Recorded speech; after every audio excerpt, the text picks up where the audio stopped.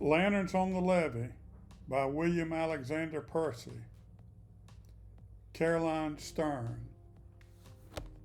Thinking of these lonely trial years would be impossible for me without thinking of Caroline Stern. Everybody in town called her Miss Carrie. The first time I saw her, I was far gladder than she realized. One of the convent boys, a fattish one who loomed huge to my apprehensive vision, had announced to me as we dawdled on the corner that I would have to fight him then and there. As in so many conflicts, the casus belli was obscure and immediately forgotten. I accepted the challenge with the least possible enthusiasm and began taking off my coat very deliberately to give the Lord time to take a hand. At this moment, Miss Carrie appeared, surveyed the scene, and paused. The conflict petered out before a blow was struck. Evidently, my guardian angel had taken the form of Miss Carrie. It was an unusual guise. She was as tiny as Sister Evangelist, but bird-like. She must have weighed 80 pounds. She had a sensitive face, pale, with a large Jewish nose and enormous brown eyes, lustrous and kind. Her hair, which curled pleasantly, was just darker than wasp red, but I found later there was nothing else waspish about her, though she was a gallant fighter. She never thought anything was worth fighting for except moral issues, and it sickened her when an individual or a nation refused to fight for them. On this occasion, she stopped and viewed our bellicose stance, meaning no doubt to whirl in if developments required. Then, as always, she looked tidy but a tiny bit disheveled, as if a not very rough breeze had just deposited her unexpectedly.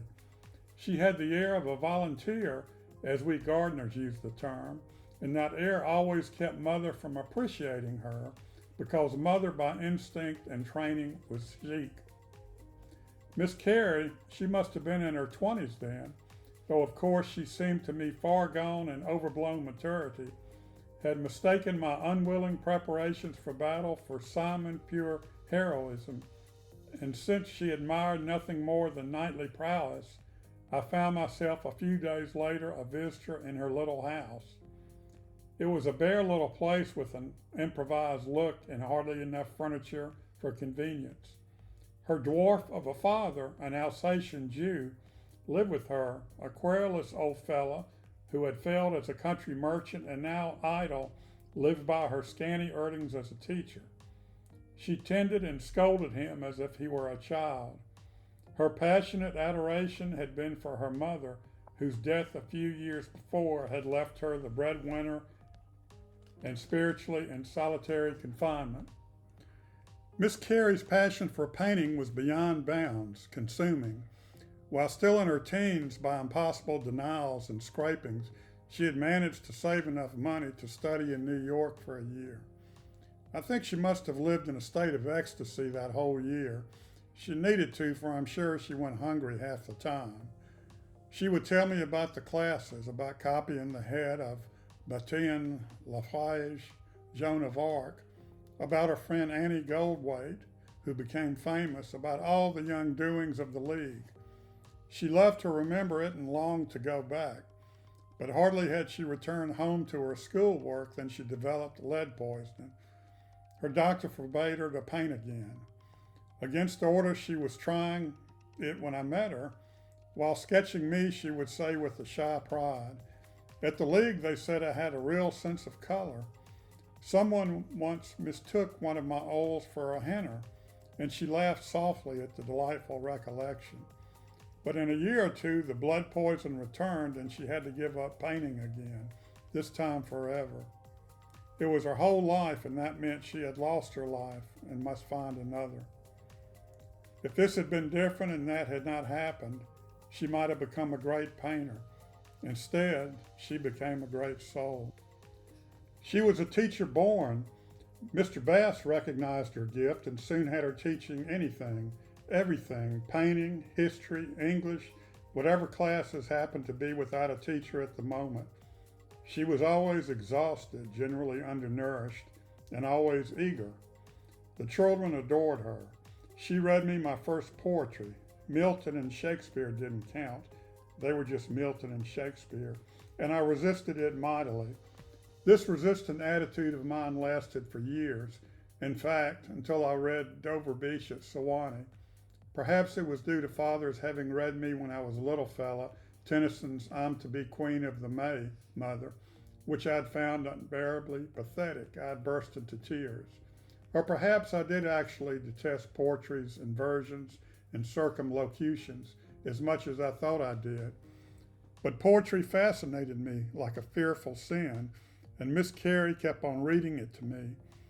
Mother disapproved of these goings-on, and observedly accurately enough, that there was no telling what kind of impractical notions Carrie was putting in my head, and my visits to her must stop. Father wondered if they did any harm anyway, but I announced I was going to see her when I wanted to. Mother closed the discussion, not weakly but impotently, by remarking that for an obedient child I was the most hard-headed she had ever encountered. I kept on seeing Miss Carrie until I could see her no more. Many of the young people, mostly her former students, felt similarly drawn to her, and those who had moved from town were eager to visit her on their return trips. We came to her as a clean, upland spot smelling of pine. There was a childish gaiety about her, and her great wisdom was completely innocent. Apparently, she made no effort to be right. She was just right. She gave you the fine feeling you were shielding her when in fact you were drawing from her your strength. While I was at college, she joined the Episcopal Church. That must have been a cruel decision for her to feel she must make, for it meant, and she knew it meant, breaking with her own people and with the faith of her fathers. The Jews at home never forgave her for it. After a few years, she stopped attending church, and that too must have meant a grievous struggle. So she went her way, alone, and built her own lonely altar. She must have been a very Jacob for wrestling with God, but when I knew her best after her youth, she didn't wrestle anymore. She merely walked with him and leaned on him when she was tired. It's a good thing. He was there because she was often tired and she had no one else to lean on. Beginning with my return home from Harvard, every scrap I ever wrote I showed Miss Carrie or mailed to her, coming by her house Sundays for her criticism. Though a partial critic in my case, she was a sensitive and a fearless one. We fought over words and cadences, and sometimes I was worsted. She knew far better than I when I was growing didactic and vehemently opposed the tendency. One week I sent her 3 or 4 short pieces, and when I arrived I was pleased and astonished to hear her say ardently, "At last you have written a perfect poem." I didn't know to which one she was referring, but it was Overtones, the one poem of mine which critics and anthologists almost without dissent have liked. At the very time she was giving me so much, she was making a selection of her own poems and saving every nickel to have them published. For years she had been writing poetry, and a good many of her lyrics had appeared in the more distinguished magazines.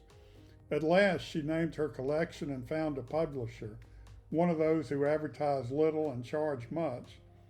Denied an outlet in painting, she had turned to poetry, and now her very own book, At the Edge of the World by Caroline Stern, in a pretty yellow binding, was to appear in the Kindly World.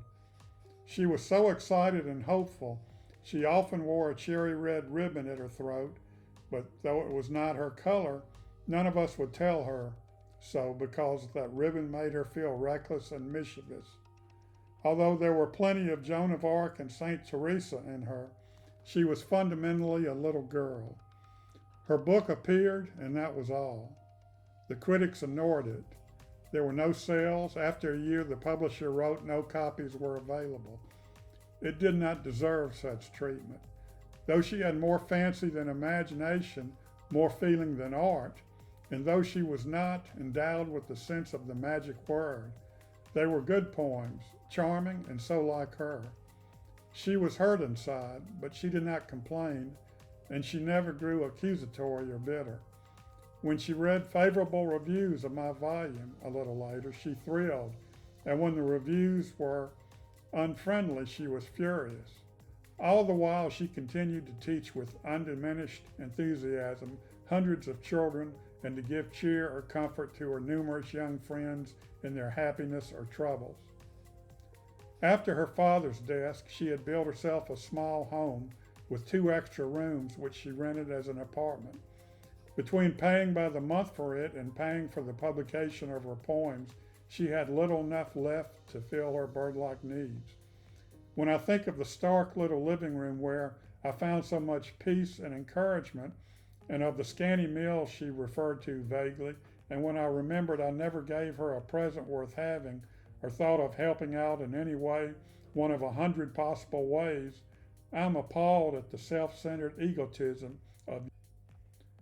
Once in a while you would find she had visited the doctor or was not feeling so well, but none of us was disturbed or really interested. People were always getting sick and Miss Carrie was naturally frail. She was alone most of the time and bought a Ouija board for company. It did astounding things for her, wrote hours on end faster than anyone except her could read, leaped into the air, went into frenzies, or moodily refused to budge.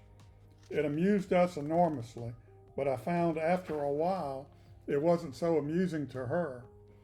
Her mother would speak to her and God, and Matthew Arnold would send me long messages. She was puzzled and incredulous, but Ouija became almost alive, almost a person to her. She had no one else to live with except God, and he isn't enough by himself. One night when Ouija had announced God was speaking, and she was listening intently to the strange, poetic moralizing, the wretched 3-legged thing suddenly bounded into the air and spelled out violently, "Carrie, you're a damn fool. This isn't God. Good night," and could not be coaxed into further comment. The incident distressed her more than she would confess. Once as I was leaving, she told me quietly she was going to the hospital next day, an operation. She didn't know what for. She'd be out in 2 weeks. She was out in a few days, although they had operated. Then she began to waste away before our eyes. Soon she was taken to the hospital again, and this time for good. Although she didn't complain, she asked everyone what was the matter with her. At last they took Ouija away from her. One afternoon when I came in, she smiled and said, "I know the truth now." I asked the nurse, and as she was leaving without answering, I picked up a pencil and said, "Ouija, tell me," and it wrote, "Cancer." The last time I saw her, she had drawn a heavy white veil across her face, and her body weighed no more than a bird's. Miss Carrie was not my favorite Jew. I've had dozens of favorites. To know people am on deeper spiritual obligation, but I'm not unaware of the qualities in them, absent in her, which have recurrently irritated or enraged other people since the Babylonian captivity. Touch a hair of a Jewish head and I'm ready to fight, but I've experienced moments of exasperation when I could willingly have let a pogrom. No, Miss Carrie was not my favorite Jew. She was my favorite friend. She never failed me, but looking back, I'm not certain I did not fail her despicably. I suspect I was patronizing. She was so different, so unworldly, so fundamentally innocent, and her friendship was so unwithheld and shameless. I don't often trouble to be ashamed, but if I was patronizing, Miss Carrie and her God would have to forgive me. I never could. Miss Carrie had failed in everything, in painting and poetry and making money and winning love and dying easy. Yet she was one of the few successes I ever knew. I think I learned more from her what the good life is and of how it may be lived than from almost anyone else.